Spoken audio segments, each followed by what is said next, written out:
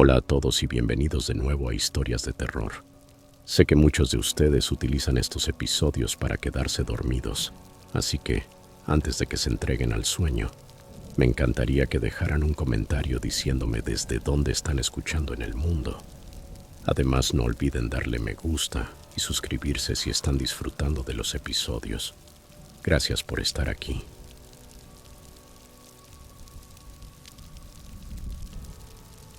Historia 1. Me gradué en 1974 y no tenía la menor idea de qué hacer con mi vida. Eran otros tiempos. Los empleos abundaban y las empresas prácticamente nos rogaban que aceptáramos trabajar para ellas. Sin embargo, yo no quería quedarme atrapado en un aburrido puesto de oficina para siempre. Esperaba a que algo encajara en mi camino. Un día, mientras volaba para visitar a mi tía en Acción de Gracias, me descubrí fascinado por la complejidad de los sistemas de control aéreo. En ese instante lo supe. Quería convertirme en controlador de tráfico aéreo. A los 27 años ya había aprobado los exámenes y acumulado la experiencia suficiente para trabajar sin supervisión. Pero los novatos como yo no teníamos la posibilidad de elegir dónde desempeñarnos. Los grandes aeropuertos como JFK o Hartsfield-Jackson estaban fuera de nuestro alcance. En mi caso terminé en un pequeño pueblo de Iowa llamado Atlantic. Era apenas una pista de aterrizaje en medio de un campo de maíz, pero había que pagar derecho de piso y el sueldo no estaba nada mal. Normalmente, aeródromos tan pequeños operaban solo de 8 de la mañana a 5 de la tarde, pero debido a su ubicación teníamos que permanecer abiertos hasta las 4 de la mañana en caso de emergencias. Eso significaba pasar las noches en la torre de control, acompañado únicamente de un guardia de seguridad que casi siempre dormitaba en la terminal. No era tan terrible.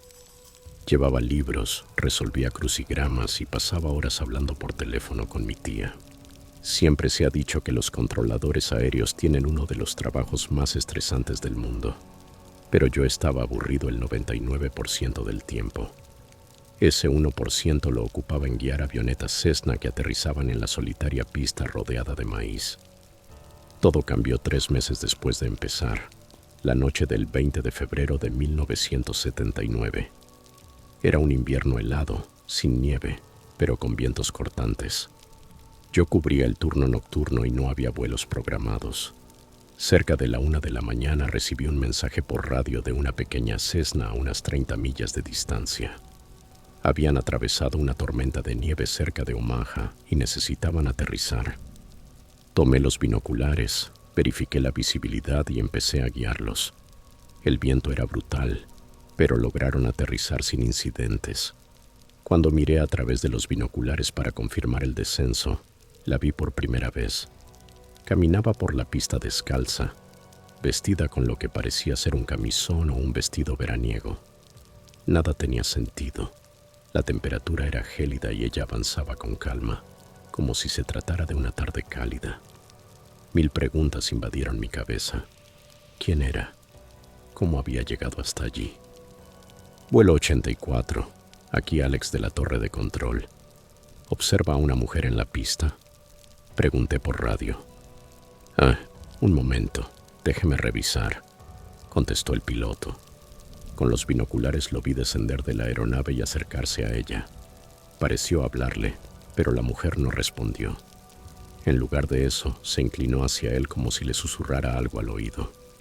Permanecieron inmóviles varios segundos, hasta que de pronto, el piloto corrió de regreso al avión. Las hélices comenzaron a girar. «Vuelo 84, ¿qué está haciendo?», grité por la radio, pero no hubo respuesta.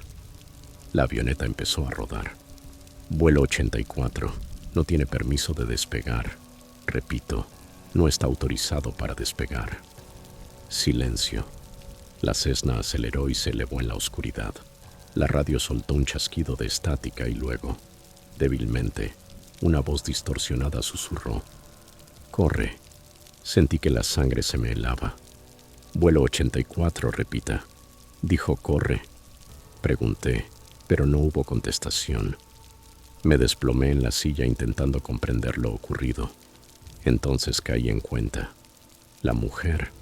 Tomé los binoculares de nuevo y allí estaba, aún de pie, mirándome fijamente desde unos 200 metros de distancia. En la más absoluta oscuridad, sus ojos permanecían abiertos de par en par, demasiado abiertos, como los de alguien paralizado por el terror. El estómago se me revolvió. De repente comenzó a correr. No trotaba. Era una carrera frenética, y aún así no apartaba su mirada de mí. «Joe, ¿estás ahí, Joe?», llamé al guardia por la radio. Ninguna respuesta. Miré hacia la entrada de la torre y vi la puerta abrirse de golpe. Pasos resonaron en la escalera. Preso del pánico, corrí hasta el baño y aseguré el pestillo. Apenas el seguro encajó, escuché como la puerta de la sala de control se reventaba. El caos se desató. Papeles volaban, equipos caían, y un sonido grave y gutural llenaba el aire. Encogido tras la puerta del baño, espié por la cerradura y alcancé a ver una sombra moverse de manera errática por la sala.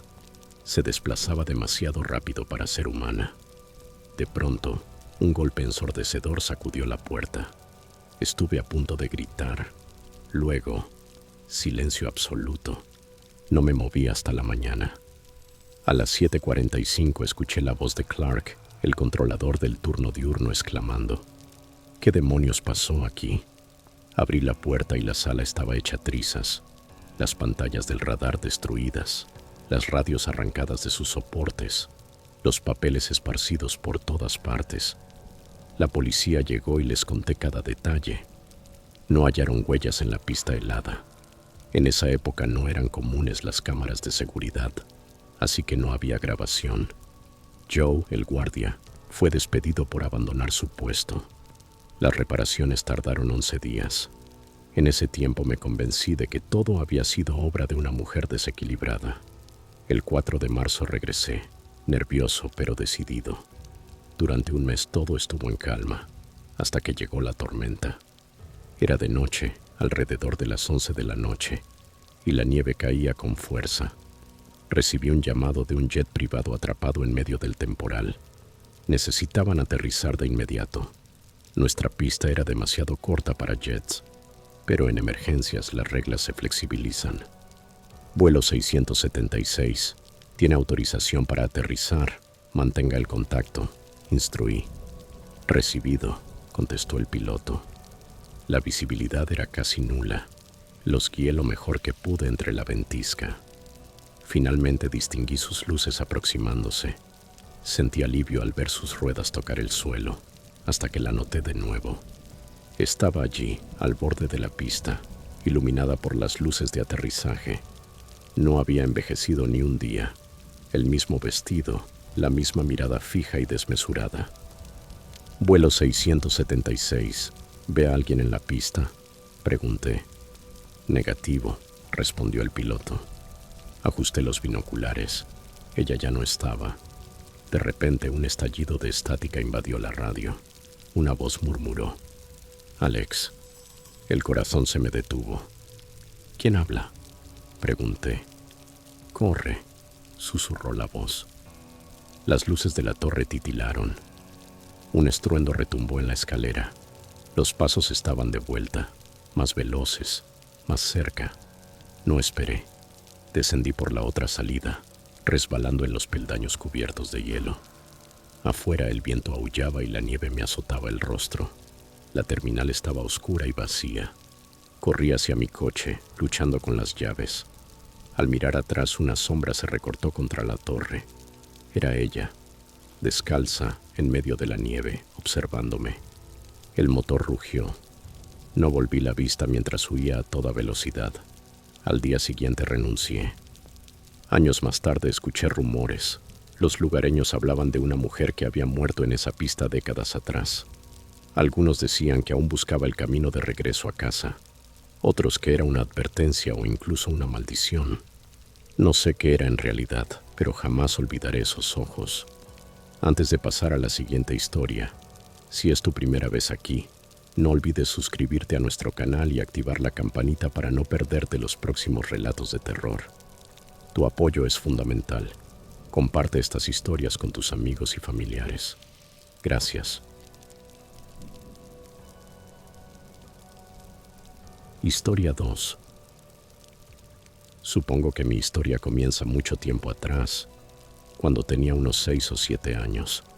Estaba jugando en el patio trasero con mi pelota, dándole patadas de un lado a otro, cuando salió volando hacia el terreno de mi vecino.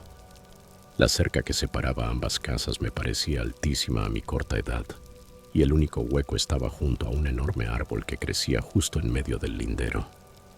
Cuando construyeron las viviendas, aparentemente decidieron que ese árbol era demasiado bonito como para talarlo, así que colocaron la cerca a cada lado de su tronco.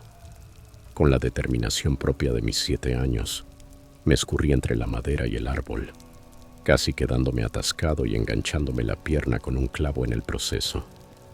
Con un último esfuerzo logré pasar, y justo me estaba mirando la herida cuando escuché una voz debajo del árbol que me dijo: «Estás sangrando».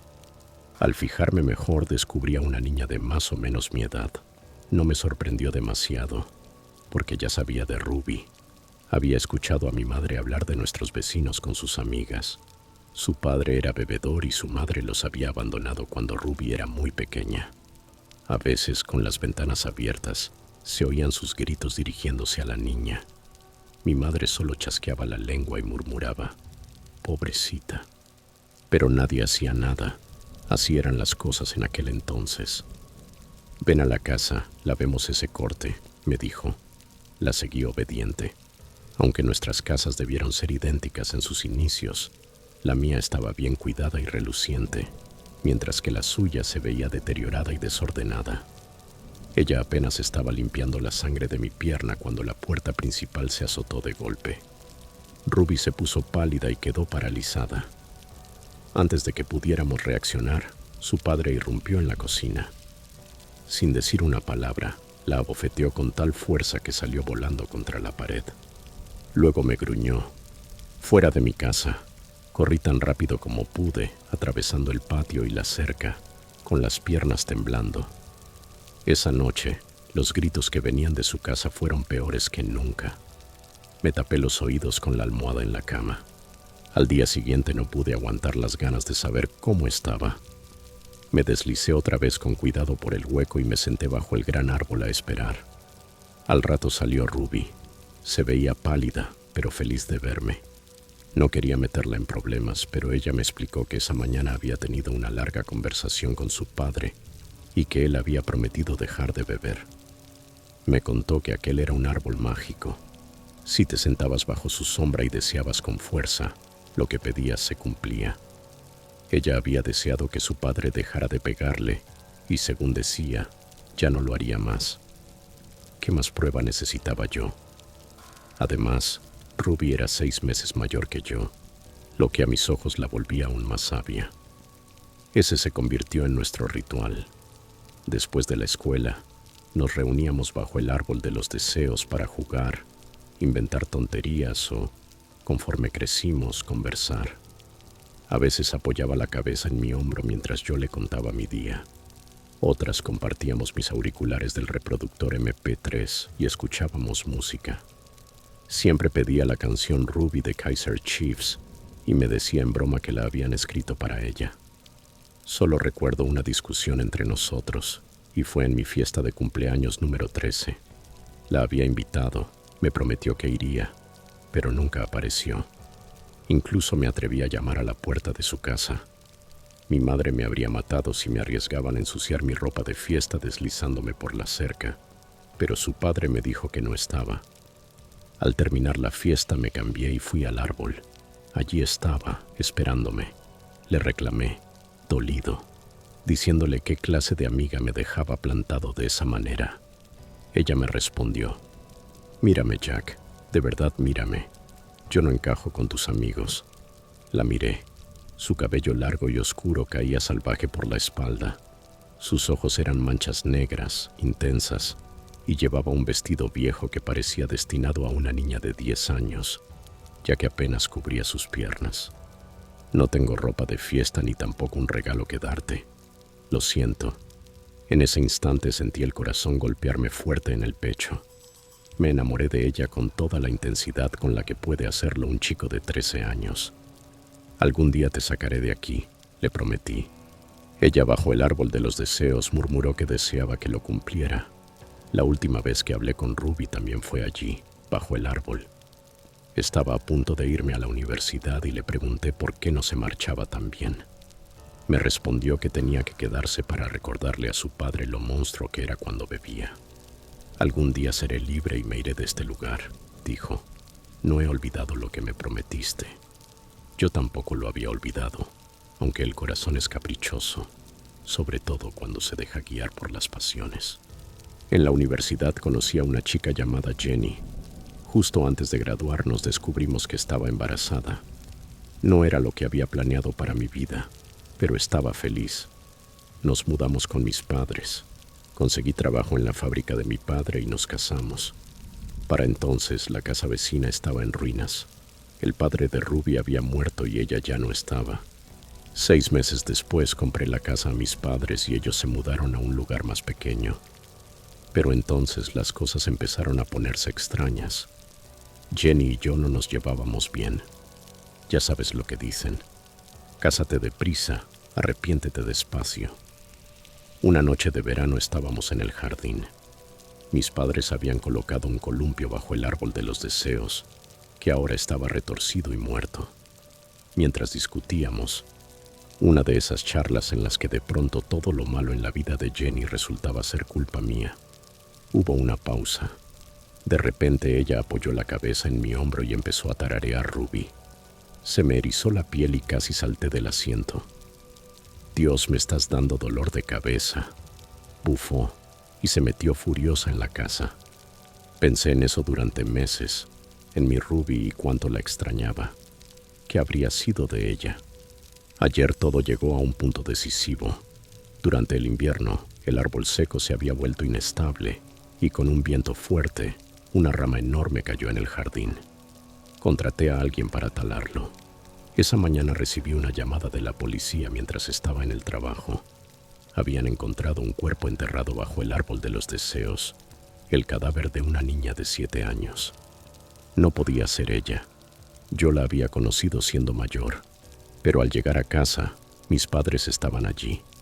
La policía también los había contactado, ya que eran vecinos en la época de los hechos. Ellos recordaban perfectamente aquella noche. La discusión después de que su padre me encontrara en la casa, los gritos de una niña pequeña. También recordaban que nunca volvieron a verla. De hecho, habían informado a las autoridades en su momento, pero el padre dijo que su madre se la había llevado y nadie pudo demostrar lo contrario. Recordé sus palabras. Ya no puede pegarme. Hablamos largo y tendido esta mañana. Pensé que si algo podía mantener a raya a un hombre como ese, era el fantasma de la niña a la que había asesinado. Ahora que encontraron sus restos, me pregunté si Ruby, por fin, había quedado libre. Y aquí llega mi confesión. Jenny había estado unos días fuera con nuestro hijo, visitando a sus padres porque necesitaba espacio. Me dijo que al volver recogería sus cosas y me dejaría. Pero en apenas un par de horas desde que regresó noté un cambio enorme. Ella, tan controladora, siempre impecable, estaba ahora en la sala buscando destinos de vacaciones en internet. Media hora después de volver, se acurrucó junto a mí, apoyó la cabeza en mi hombro y me preguntó si por fin podríamos irnos de viaje, como le había prometido. Su cabello caía en cascada por la espalda y en el estéreo sonaba a todo volumen Ruby de Kaiser Chiefs. ¿Y qué pienso hacer? Nada.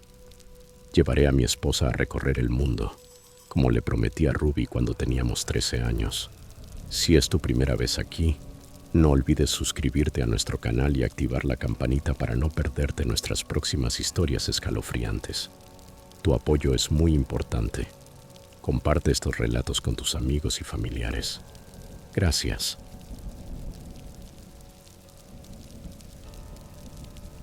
Historia 3. Siempre había soñado con pasar un fin de semana solo en una cabaña escondida en lo profundo del bosque.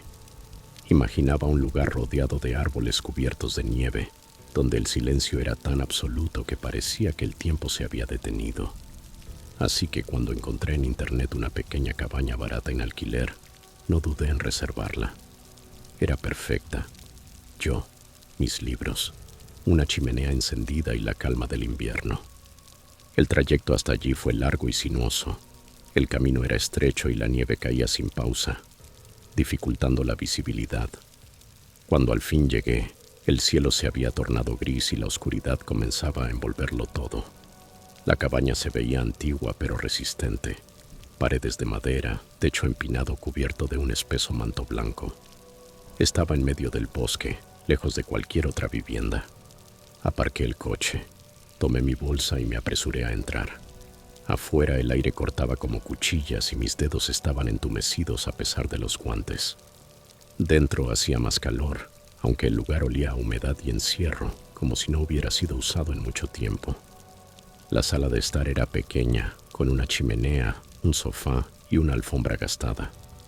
La cocina era básica, con electrodomésticos viejos y platos desparejados. Una escalera estrecha conducía a un diminuto dormitorio en la planta alta. Tras acomodar mis cosas, encendí la chimenea. El calor se extendió rápido y la luz temblorosa de las llamas le dio al ambiente un aire acogedor.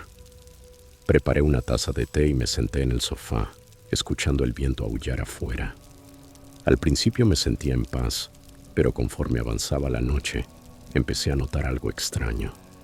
El silencio de la cabaña era demasiado intenso, como si el bosque entero contuviera la respiración. Sacudí esa sensación de encima y decidí acostarme temprano. El colchón era irregular y las mantas tenían un ligero olor a moho, pero el cansancio me venció. Afuera el viento había aumentado, golpeando las ventanas con violencia. Me repetí que solo era la tormenta y cerré los ojos. En algún momento de la madrugada me despertó un ruido extraño. Al principio creí que era el viento, pero al poner atención me di cuenta de que eran pasos, lentos, pesados, aplastando la nieve justo afuera. El corazón comenzó a martillarme en el pecho. Traté de convencerme de que se trataba de un animal, tal vez un ciervo o un zorro, pero los pasos eran demasiado firmes. Sonaban humanos. Me quedé inmóvil, conteniendo la respiración, escuchando. Los pasos se detuvieron frente a la cabaña. Hubo una pausa y de pronto escuché el picaporte de la puerta moverse. Alguien intentaba entrar. Mi mente se aceleró. ¿Quién podía estar en medio del bosque, a esas horas, con el pueblo más cercano a kilómetros y un camino casi intransitable por la nieve? No tenía cobertura en el teléfono y no había visto a ningún vecino en los alrededores. Tomé la linterna pesada de la mesilla de noche y bajé las escaleras en silencio, cuidando que el piso no crujiera. La sala estaba oscura, apenas iluminada por las brasas moribundas en la chimenea. Desde allí podía ver la puerta principal. No se movía. El ruido había cesado. Esperé, con el corazón latiendo tan fuerte que estaba seguro de que se escuchaba afuera. Entonces vi una sombra. Pasó lentamente frente a la ventana. Quienquiera que fuese, estaba rodeando la cabaña, buscando un modo de entrar. Apreté la linterna con fuerza. Las palmas me sudaban a pesar del frío. Quise correr, pero ¿a dónde? El bosque era un laberinto y la nieve me tragaría en segundos. La silueta volvió a aparecer, esta vez más cerca de la parte trasera. Recordé que la puerta de la cocina tenía un pestillo endeble, apenas un cerrojo que no resistiría un buen empujón. Avancé de puntillas hacia allí, conteniendo hasta la respiración. Miré la puerta y por un instante todo estuvo quieto. Luego un golpe violento sacudió la madera. Di un salto casi dejando caer la linterna. El intruso estaba intentando forzar la entrada. Retrocedí, sosteniendo la linterna como si fuera un arma, mientras mis ojos buscaban desesperados algo más para defenderme. Otro embate sacudió la puerta y esta vez el cerrojo cedió. La puerta se abrió de golpe dejando entrar un torbellino de aire helado y nieve.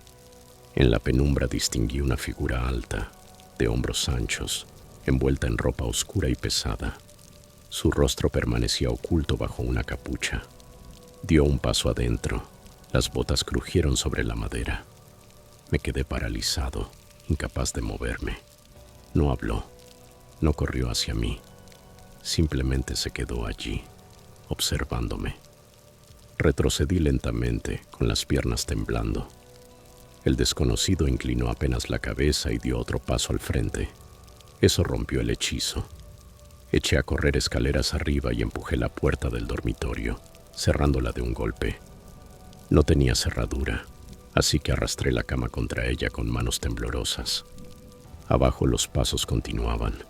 Eran lentos, pausados, como si tuviera todo el tiempo del mundo. Cada crujido de las tablas me hacía estremecer. No parecía estar buscando nada. Más bien, estaba esperando.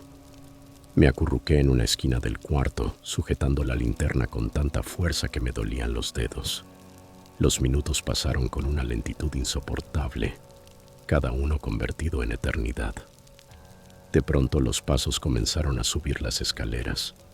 Aguanté la respiración, rezando porque se marchara. El sonido se acercaba, más y más, hasta detenerse justo frente a la puerta. Pude ver la sombra de sus pies proyectarse por el hueco bajo la madera.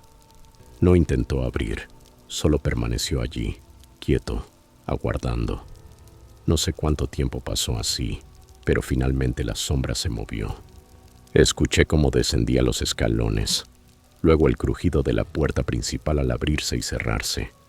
Después silencio. No salí del cuarto hasta que amaneció. Cuando al fin reuní el valor para bajar, la cabaña estaba vacía. La puerta trasera colgaba abierta y la nieve se colaba, acumulándose en el suelo de la cocina. No quise averiguar quién era ni qué quería. Tomé mis llaves y corrí al coche, conduciendo lo más rápido que pude de regreso al pueblo. Si disfrutas de estas historias, no olvides suscribirte y activar la campanita para recibir más relatos aterradores. Tu apoyo es fundamental. Comparte este contenido con amigos y familiares.